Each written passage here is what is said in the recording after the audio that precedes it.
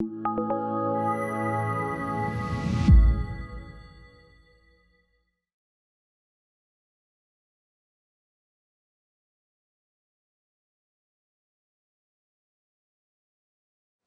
Stone, the Hollywood producer and director, received an Academy Award for Best Director for his war drama Platoon, which received the Best Picture Award. Stone won another Best Director Oscar for the second movie of his Vietnam War trilogy, Born on the 4th of July, which was followed by Heaven and Earth. His other movies include Salvador, Wall Street, Natural Born Killers, Money Never Sleeps, The Doors, Nixon, W, and the most recent great movie, Snowden. He wrote the screenplay for Midnight Express, a movie that received 3 Academy Awards. He also produced and directed many documentaries, including Showtime's Untold History of the United States. In 1991, he directed the movie JFK, starring Kevin Costner and Donald Sutherland, which posits that the U.S. national security establishment orchestrated the assassination of President John F. Kennedy. The movie led to the passage of the JFK Records Act, which mandated the disclosure and release of tens of thousands of assassination-related records and documents to the military, the CIA, the Secret Service, and other federal agencies. And most recently, he has just put together what I think promises to be a fantastically interesting, fascinating documentary that consists of a 4-part series coming out on June 12th. That is a 4-part, 1-hour series on Showtime, night after night, in which Oliver Stone interviews Vladimir Putin. So, Oliver Stone, the format's going to be,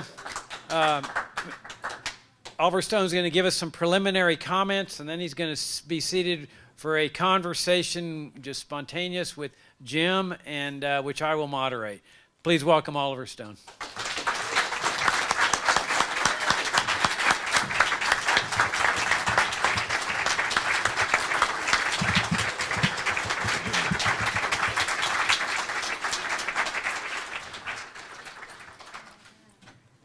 Thank you. And I'm very happy Jim could be here. I specifically asked Jacob to bring him because there are many good books, but aside recently from the James Douglas book, I'm the big fan of Jim's book. Terrible title, but it's called Destiny Betrayed? Reclaiming Parkland. Reclaiming Parkland. I thought it was reconfirming. It's called Reclaiming Parkland. And if you haven't read it, how many people have read it? Just curious, yeah, a minority certainly. It's just a really well-done book, and it's so important because it reminds us, after so many years, he's a third-generation researcher, I guess you'd call him. Yeah. 3 or 3.5. Yeah, don't make me even older, okay? What? Don't make me even older, okay? Well, Reclaiming Parkland, the reason this dodo bird wrote it was because there was a movie that no one remembers called Parkland that was being made at the same year, and he was getting ready for this huge public reaction to the movie. He thought it would be the antidote to JFK, and he wanted to cut that off because he knew a lot about that movie, and he knew a lot about Parkland, the hospital. So it was the wrong title, and the publisher tried, but nothing doing. I keep mentioning it. We are going to get it republished in the spring, I think, or this year. I'm really working on it. It's the same publisher who's doing the Putin interviews as well as Snowden. It's Skyhorse Press in New York. Tony Lyons, a great fighter for dissent. Jim's book goes into that primary evidence that everybody forgets, which is a day of, and it's the most convincing argument that there was not, in fact, there was not one iota of that evidence holds up. And it was from the beginning. The clues were there, but there was no computer to do our work for us, but the clues were there, and they missed it. Perhaps Mark Lane might have seen it in his origin. There was a few people, but it's so difficult to argue when people have seen Martians in the room or something like that. You cannot argue. You cannot. So this whole thing comes from this basic misconception, and Jim traces that evidence so beautifully, from the bullet to the autopsy to all the little details. Please, please read it. It's well worth it.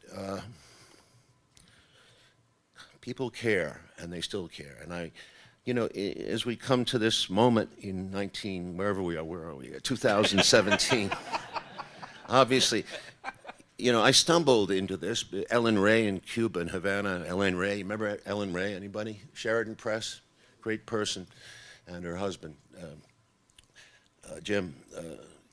Bill Ray.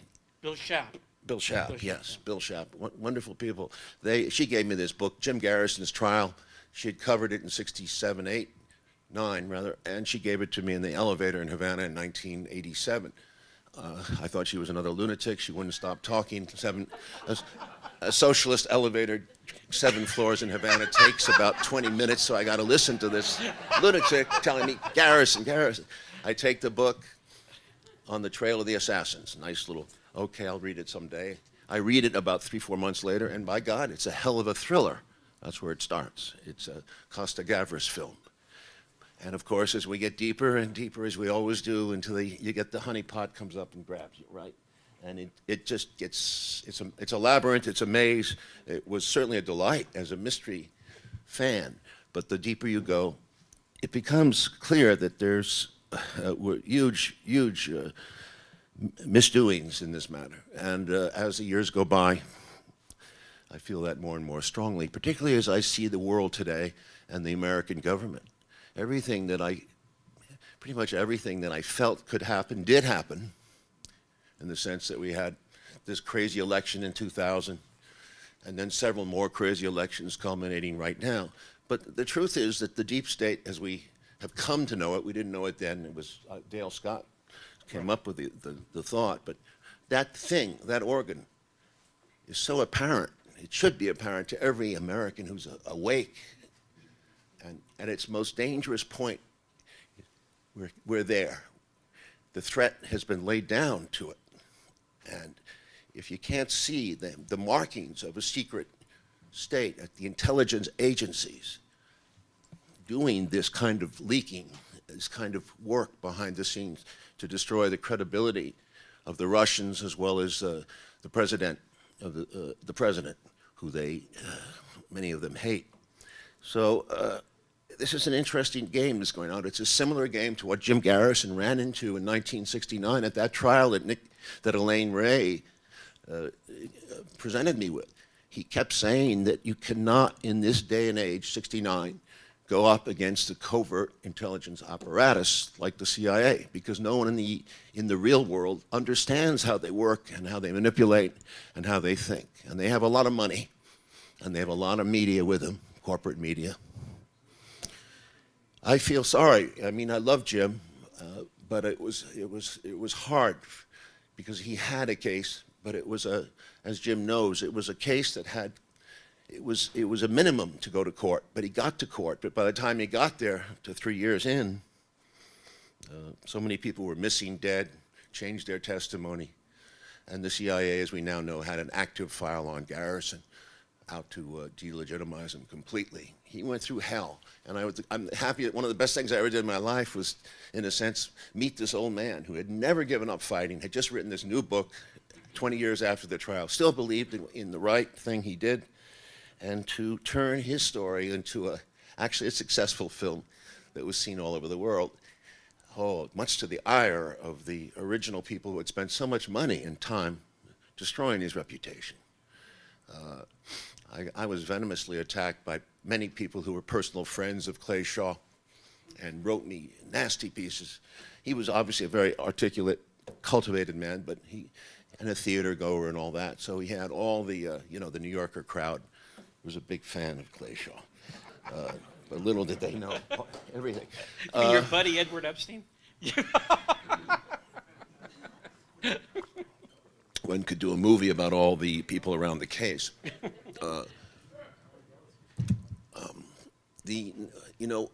If we believe, as the establishment keeps telling us, these intelligence agencies, and that Russia really hacked this election, and Russia's everywhere, and the fault of all, we really have lost it.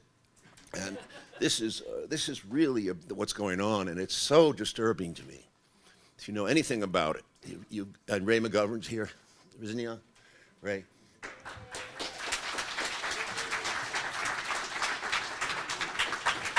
And cryptologists like Jeffrey Carr, who's really up there. He's top of the game.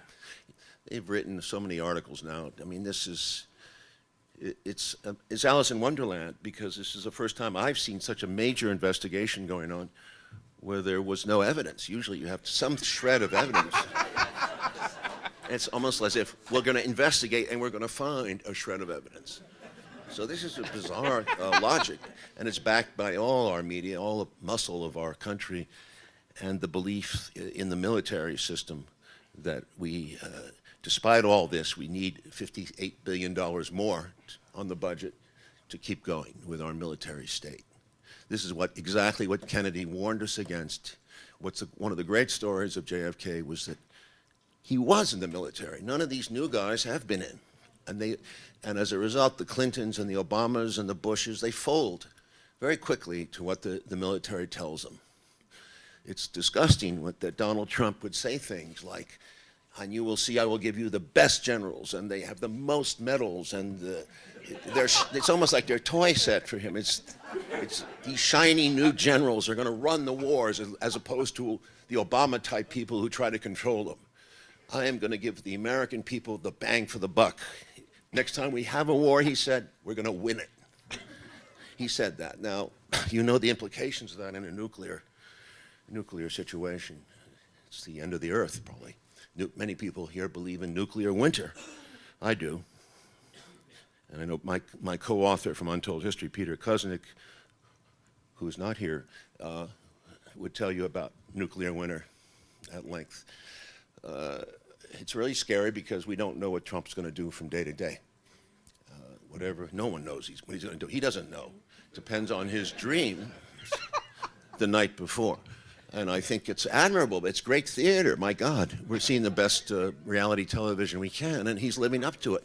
The problem is when he senses that the ratings will fall off and the interest level will fall off.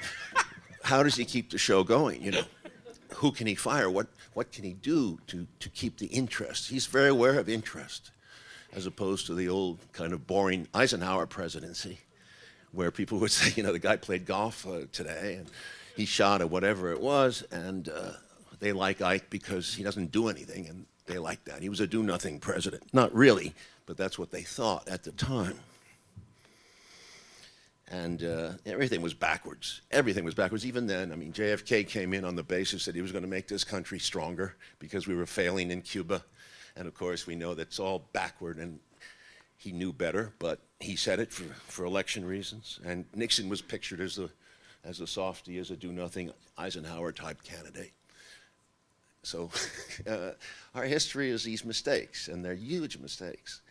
But now, they've thrown in the president and said that he's a dupe of the Russians. He's a Manchurian candidate.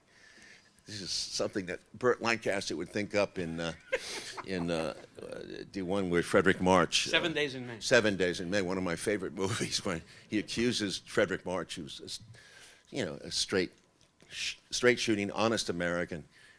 He accuses him of being a dupe, practically a spy for the Russians, because he wants a nuclear treaty.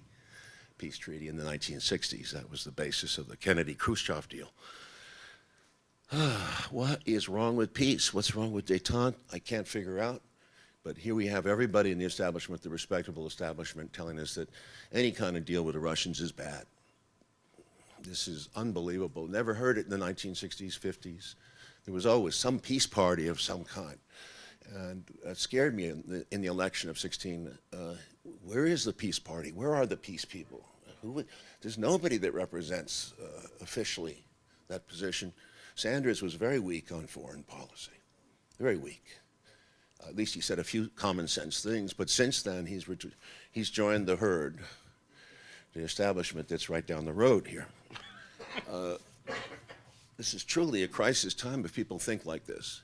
And we're all making I'm older, so I'm not as worried, but I'm certainly, it's sad to have lived through this whole cycle from 1940s to now.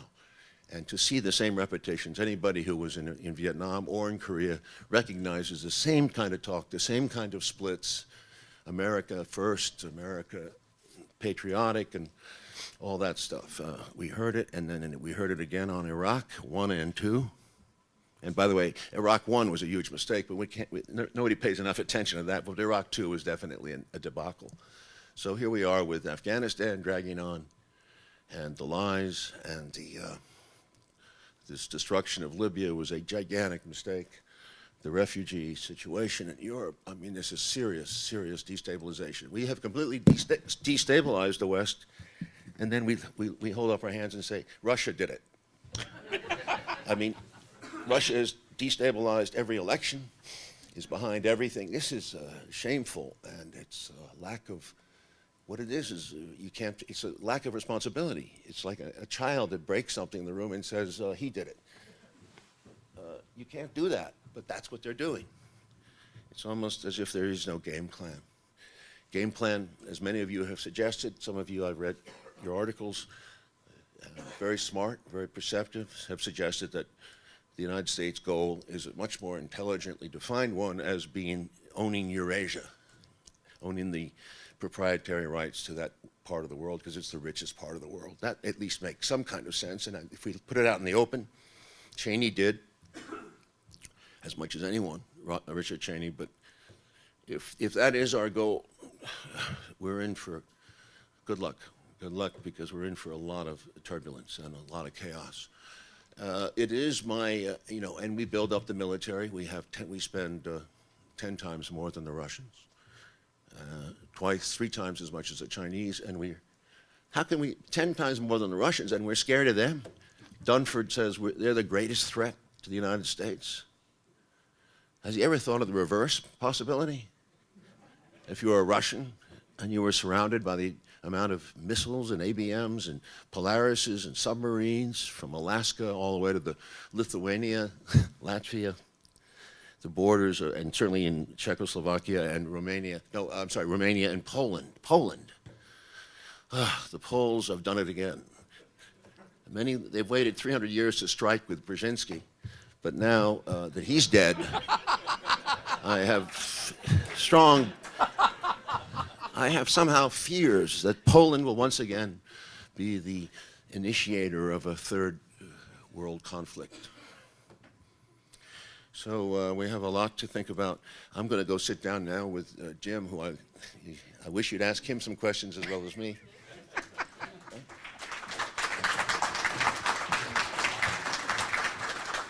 ahead and sit down and I'll moderate. Okay, he is a moderator. Good. Well, I say moderator, but actually I would be very happy just to see a conversation between these two guys who I know have been friends for a long time.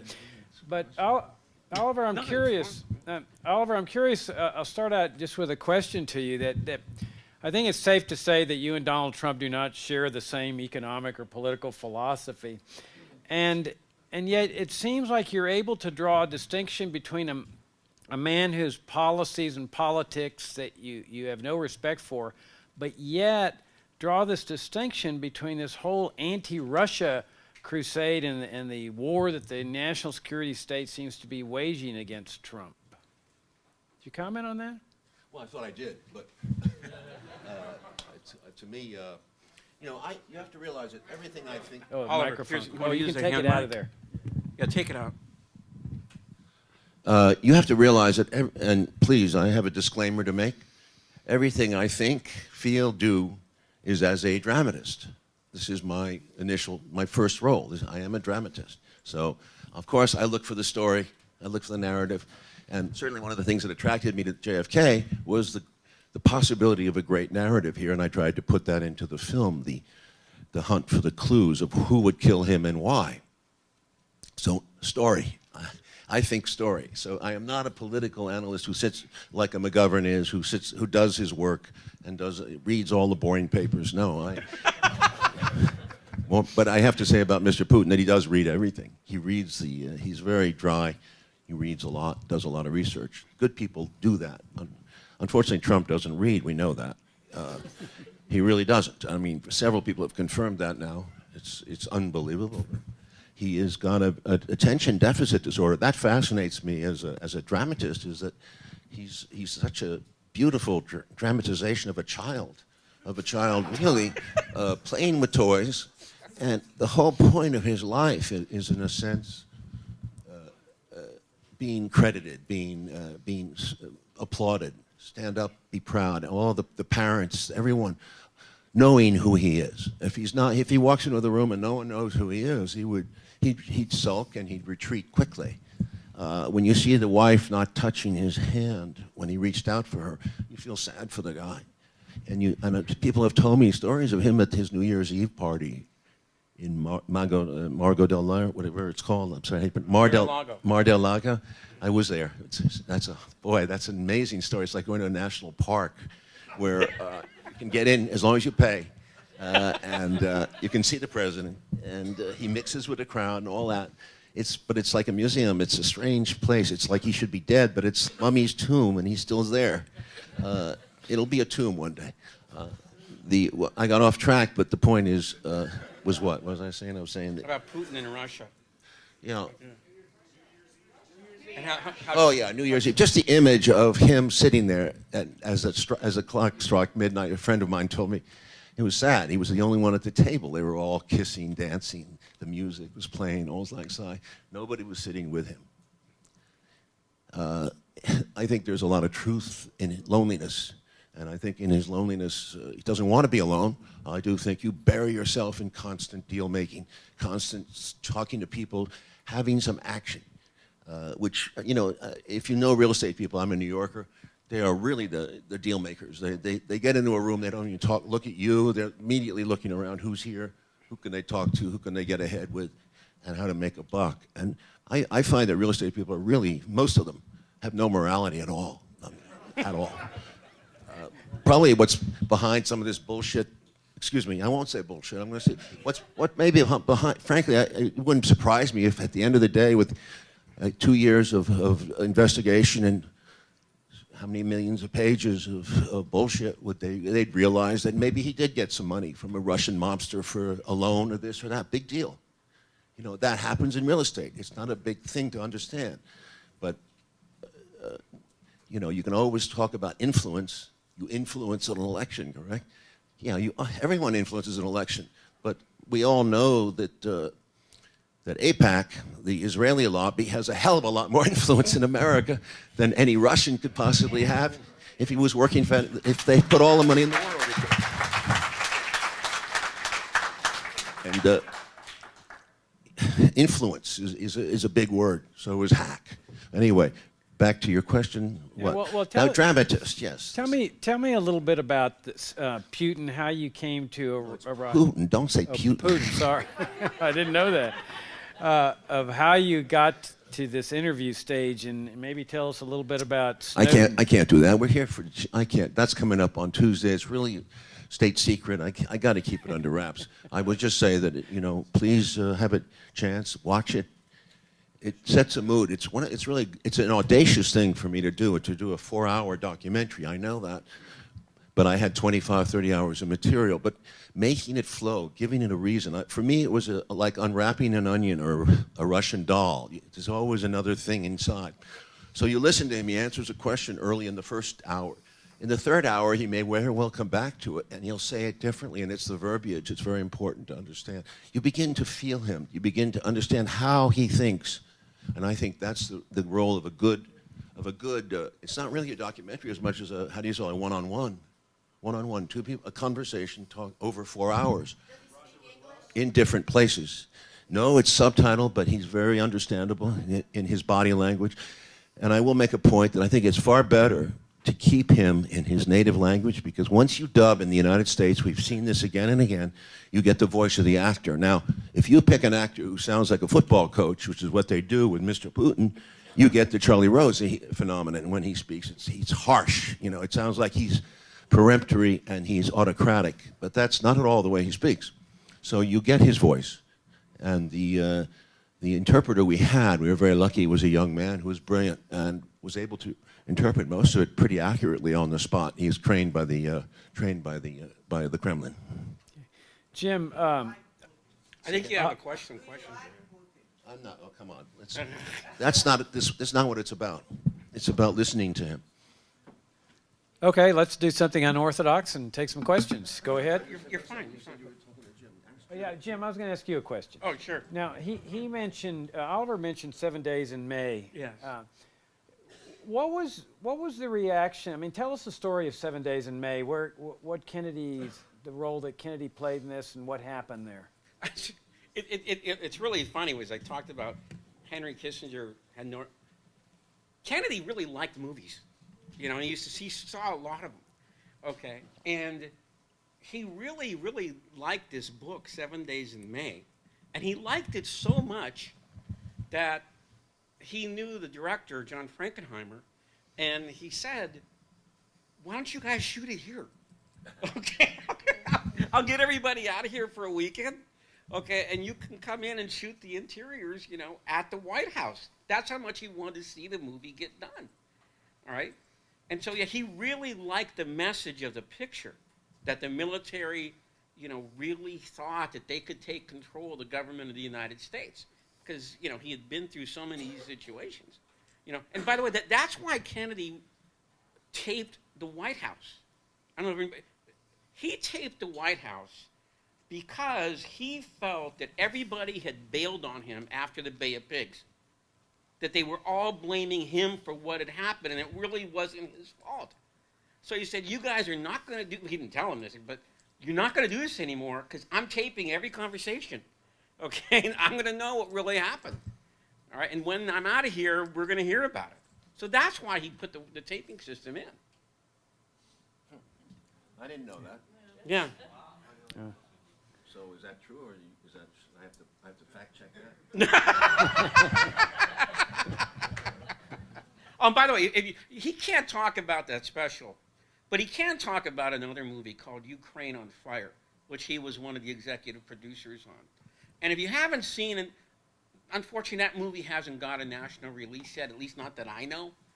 Okay? You know, but that's a really good analysis of how the United States press has completely distorted, you know, what went on in the Ukraine and Crimea. All right? And if you get a chance, is that on YouTube? Can you? You will soon. I think they're going out wide soon. Okay. Free. Good. All Yeah. the platforms. Ukraine on Fire. Yes. Yeah. All right, what about Snowden? I mean, we have the whole debate on Snowden being a patriot or a traitor, and we, of course, know the attitude of the national security establishment.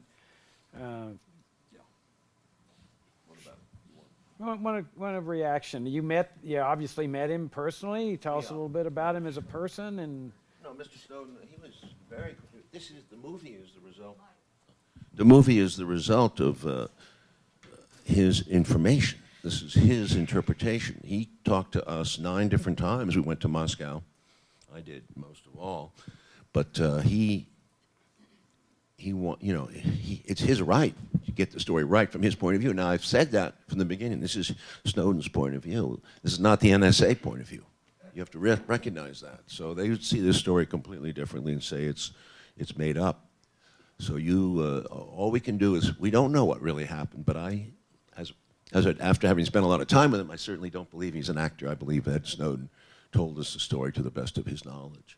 So this is the movie of that, and through him is how I got to know Mr. P, because I ran into him at an event, a social event in Moscow. He was the patron for a theater group of old-time 1960s country tales for theater, folk tales kind of thing. Very interesting.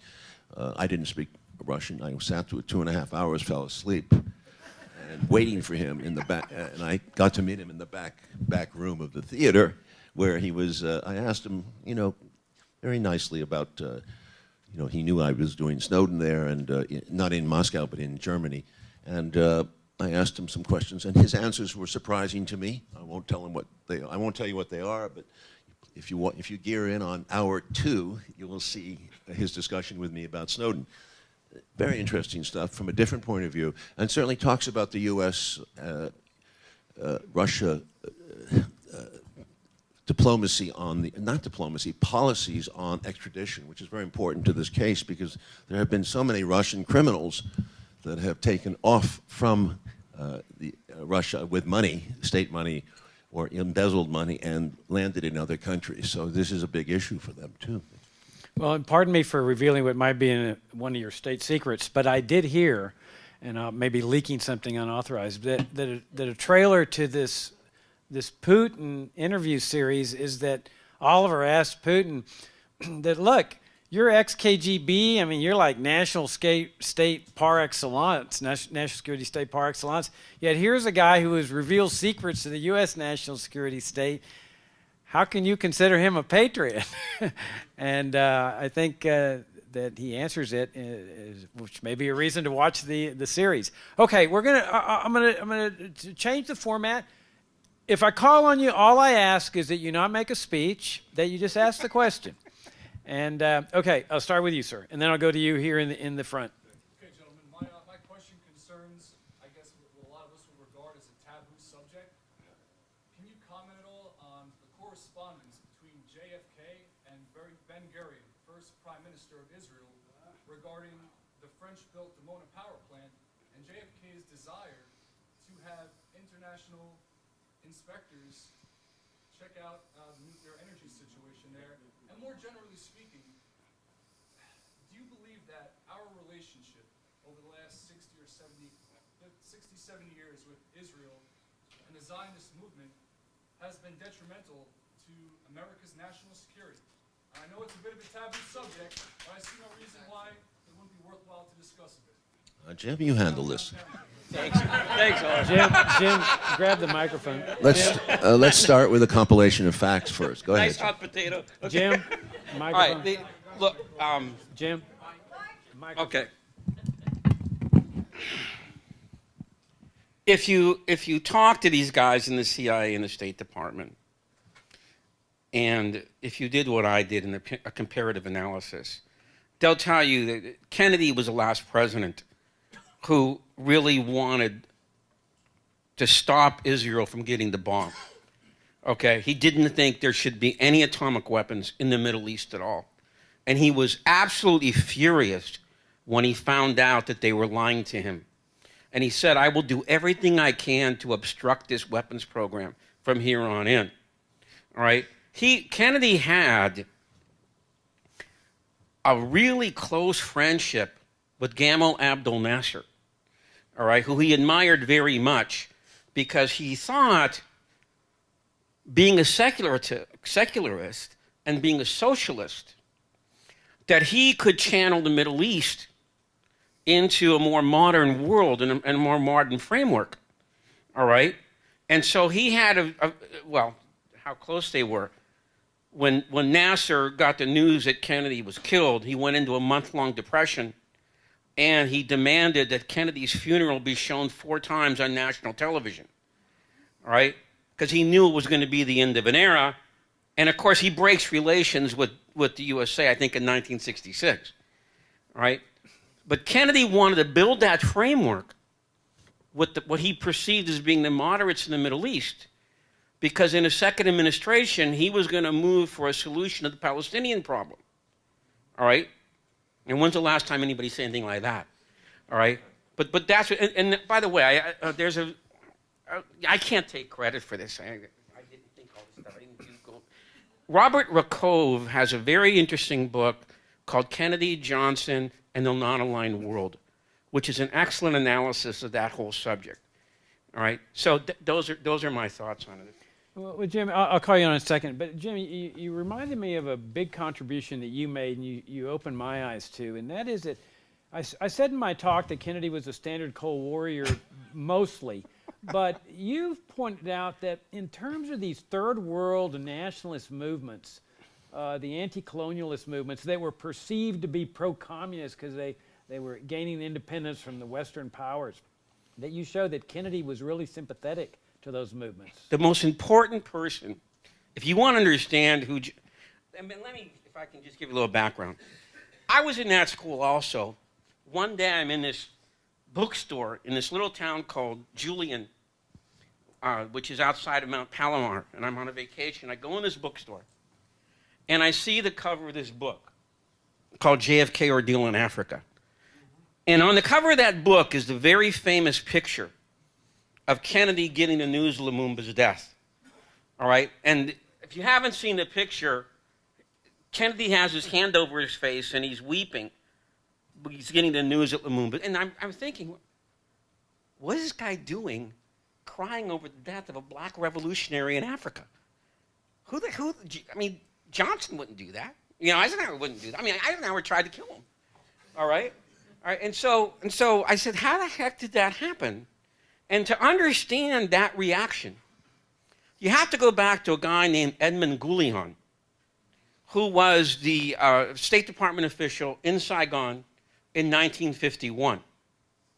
And Kennedy had a brief relationship with him in the United States.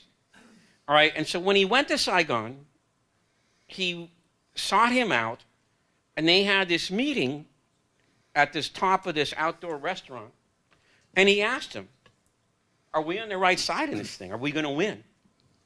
And Goulion says, there's no way in the world France is going to win this war. Because Ho Chi Minh has fired up these young Viet men to the point that they would rather die than go back under the yoke of colonialism. All right? France will never win a war of attrition because the home front will never support it.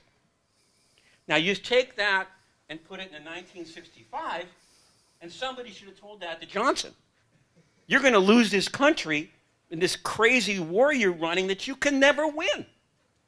You know? And that's why I use that quote to close it. Because, see, Kennedy would never said that unless he had met Goulion. All right? And he was open-minded enough to actually take that. It was really a transformational experience for him. And I tried to figure that out, too. I go, why would he be so impacted by this guy?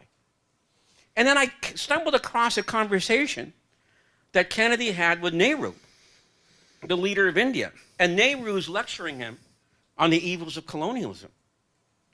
And Kennedy puts up his hand and says, stop it. Nobody has to tell me about colonialism. I come from a people who were colonized for 800 years. All right? And he was talking about the British in Ireland. So that's why it hit home with him, the way that it did. Okay. Yes, sir? Over what time period did your series of conversations take place? As I remember, from February 15 to from June 15, 2015 to February 2017, right after the election. Okay. Oliver, I want to ask you something about JFK. That you obviously got a lot of adverse reaction from the mainstream. That's an understatement. And yet you were responsible. That movie, specifically the blurb at the end of the movie that talks about all the secrecy of the records, that movie was responsible for this monumental law of the JFK Assassination Records Act that has been so instrumental in helping us to understand the nature of the national security state, especially during the Cold War, Operation Northwoods. Curious to what your reaction is to this horrible attacks that you were receiving, but at the same time knowing that you had achieved something positive here. Well, it's a tough question. It's something for autobiography, maybe. In terms of my career, it hurt my career in many ways. Yes, although my name is recognizable, it certainly hurt my career. No question about it. I could argue that in the book. But the condemnation made me feel bad personally because I had always been quiet in my nature. I was never sought out to be controversial at all.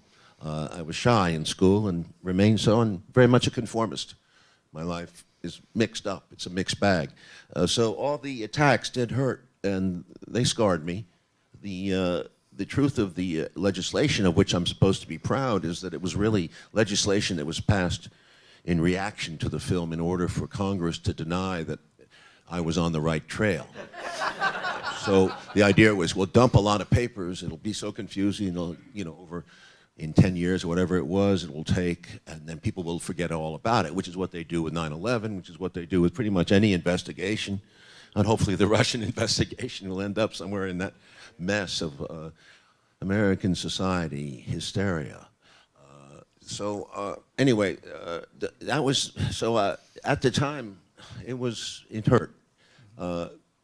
I tried to be strong, and I kept going. I never looked back. And the next movie I made is very interesting. Right away, I turned around and made a classical movie about a Vietnamese peasant woman, Layli Haislip, who wrote 2 beautiful books about Between Heaven and Earth, about her experience. It was called Heaven and Earth, with Tommy Lee Jones and a beautiful young actress called Hip T. Lee from Vietnam. I found her. Joan Chen was in it. And it's beautiful. I still love it. It's one of my favorites. It's very emotional. And she goes between 2 cultures, the Vietnamese and the American, between communist, capitalist, she lives during the war, both sides, spying, not spying, almost killed, and then she's tortured. So it's interesting, all the torture, all women, refugees, her villages. She ends up in the United States with an American special ops guy who has a dark past. He's a hero, but then, as we find out, he turns into a darker man. Like many American war veterans at that time, were having real problems, still do. We're having real problems, suicides. Anyway, it goes to that place. So both societies, America is corrupted by that war, is corrupted by the Vietnam War. The callousness comes back to America. And I love that contrast. And it was very daring, critical, and of course died at the box office. But before, to his credit, he answered every single one of those attacks on his movie. And if I'm correct about this, they didn't want you to answer the Lardner thing. You had to threaten to take out an ad? Because they just didn't want to run anything by you in response. No, it was quite a defamatory article. There was other ones too, but the Lardner piece, I got on the phone. Frank Mankiewicz was my advisor. He had been Bobby Kennedy's press secretary.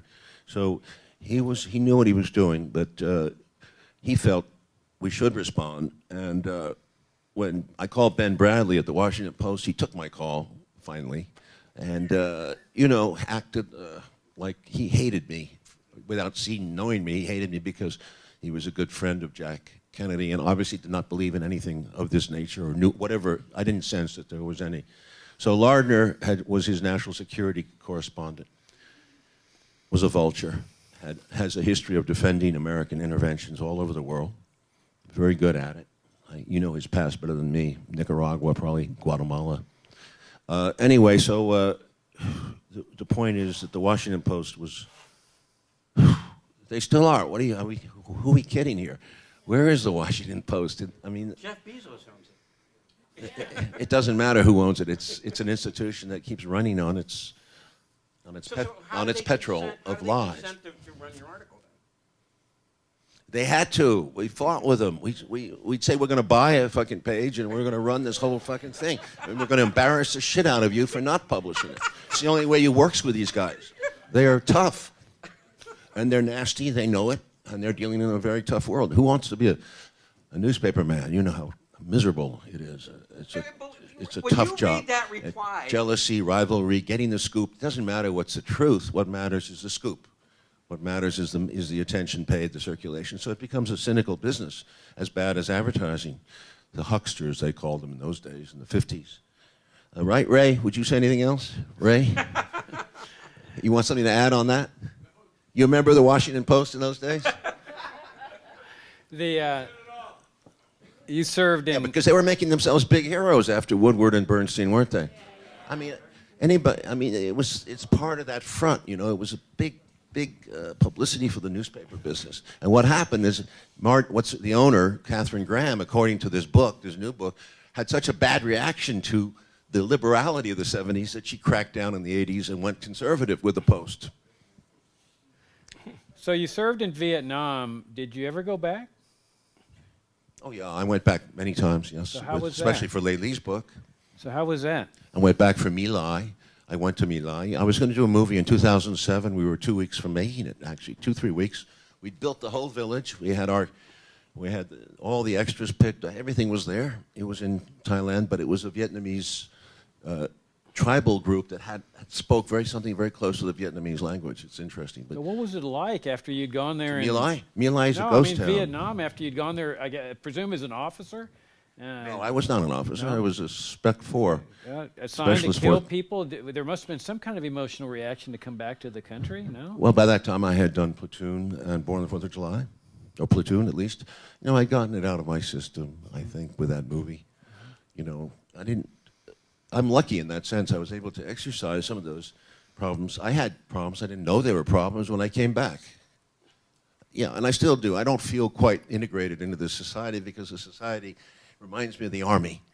There's a corruption and a lie and a level of lies in the Army, as you know, any of you who have served, as in any bureaucracy, and it's so frustrating because most of the good men in the Army do get cut out. They don't make it to the top. They have ideas, they're bold, they're initiative, they got guts, they take chances. You lose sometimes. You don't see those guys become chiefs of staff, 5 stars, and all that. And those are the guys who, they're not known as brain scientists. When you see Joseph Dunford testifying in front of Congress, talking about Russia as the biggest threat in the United States, look in his eyes, just study his eyes. I mean, as a dramatist, you can see there's a deadness there. He doesn't know what he's talking about. It's a blank. He learned his lines. Brainwashing. He looks like a Korean War prisoner of war.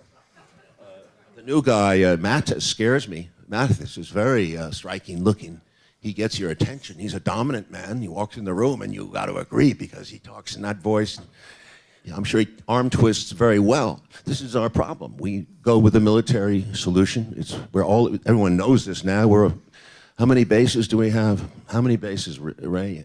I don't know. 800, yeah. Every base looks like Guantanamo. Okay, we got a few more minutes. You. I just wanted to, first of all, I read your son's book and I enjoyed it very much. Thank you. You can tell him that. I appreciate it. My son wrote a book. Go ahead. What was it called? I'm terrible at titles. It's about the Anglo-American establishment. Yes, it's about. It's a wonderful story. It's a wonderful history. But my question, and to ask you a comment, something that changed my life after I saw your movie as a younger man, I was stupefied. I was shocked at the attacks by what I thought were the right and the left, and the Republicans and the Democrats, and both sides, which made me change my whole political orientation. I wanted to thank you for that, but I'd like to hear your comments about it. Well, I think that was an interesting time. I began to feel that the left was no longer what I thought the left was. When they started to go with the Warren Commission, you wonder if they're thinking, because I always thought that the left were thinking more about these issues, and I think it started to change my point of view that there were no allies here, and I think the same thing happened. What's going on right now? The real left, the ones that really have a heart and compassion and don't believe in wars and interventions and we have to be muscular and all this. Those people are still there, but they're an unspoken. They don't have a voice. They don't have that organization because the fake left has taken over.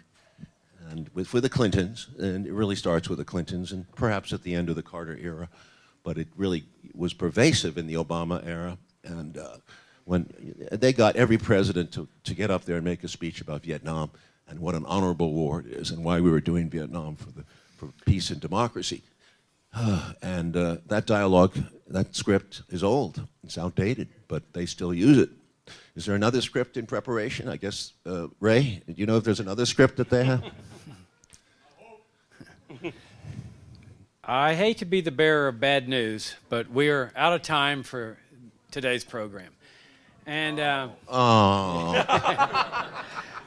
I will say that over the years, those of you that are familiar with the Future Freedom Foundation know that we have employed people of all ideological persuasions to speak at our conferences.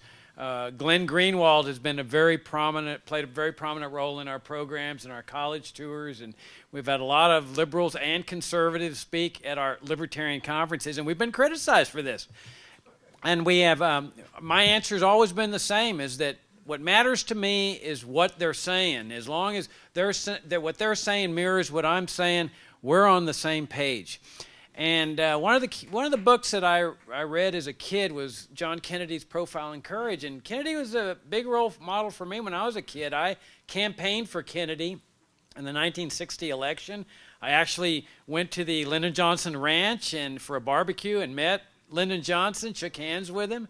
Not proud of that, but I never got to meet Kennedy. But Kennedy was a big thing for me when I was growing up as a kid. My dad was a Democrat in South Texas. And one of my favorite books was Profiles in Courage. And it was about people that had stood up with their convictions, no matter how high the price they paid for standing up for those convictions. And with that in mind, Oliver, we've commissioned a work of art for you. And the Future of Freedom Foundation has. Is Jack Frazier here?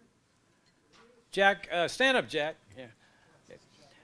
Jack is a noted artist in Annapolis. His work is being shown at a big gallery in Annapolis right now. His work's also been shown in galleries in Washington and Virginia.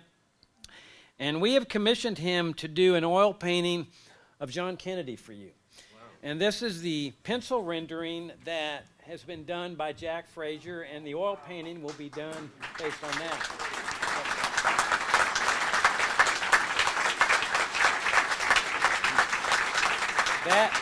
That is for you, and the oil painting will be shipped to you. Almost as good as the one in the Nixon film. Remember the one who painted that? I really don't know. I don't know. Does anyone know who painted that? In that vein, I just would like to ask if there's a Philip Giraldi here. Can you come and see me? Would you? Is he here? Yeah, Philip Giraldi. Yeah, he was here earlier. Philip, there you are in the back. Can I talk to you for a minute or two? And Ray, if you could come. And Ray McGovern. So thank you, Oliver, for the work that you've done over the years. It's been so inspiring. Thank you for coming to this conference. Thank our speakers, and That's really nice. this meeting's adjourned.